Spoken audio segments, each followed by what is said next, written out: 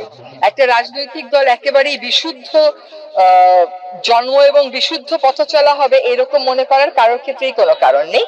Kings party মানে হচ্ছে king এর ছত্রছায়ায় পরিচালিত, সেরকম হবার আমি কেন সুযোগ দেখি না জানেন? এক হচ্ছে এখনো পর্যন্ত অন্তর্বর্তীকালীন সরকারের কারো মধ্যে রাজনীতি প্রত্যক্ষভাবে করার, দল হয়ে করার কোনো মানে আকাঙ্ক্ষা আমরা দেখিনি। আর দুই নম্বর হচ্ছে রাস্তায় মার খেয়ে ডিবি হেফাজতে থেকে, আয়না ঘরে থেকে, সেখান থেকে বের হয়ে রাজনৈতিক দল গঠন করাকে কিভাবে আমরা কিংস পার্টির সাথে তুলনা করতে পারি এটা কিন্তু আমি বুঝতে পারছি না। তারা ভিতর থেকে একটা তাড়না অনুভব করেছে যে গতানুগতিক রাজনীতির বাইরে তারা যে নতুন কিছু করতে চায়, এবং এই দাবিটা কিন্তু যখন নাহিদ সরকারে ছিল এই দাবিটাতে রাজপথে অনুপস্থিত ছিল তা কিন্তু না, দাবিটা কিন্তু রাজপথ থেকে এসছে।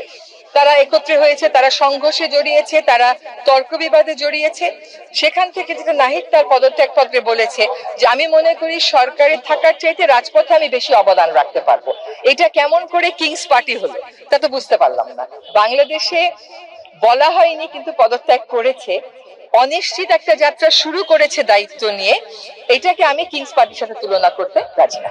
শোনেন, একটা কথা বলে রাজনীতিতে শেষ কথা বলে কিছু নাই। হ্যাঁ, আমি যে কোনোদিন একটা অন্তর্বর্তীকালীন সরকারের অন্তর্ভুক্ত হব এবং সরকার হয়ে সরকারের মুখপাত্র হয়ে কাজ করব এটাও তো কখনো ভাবিনি।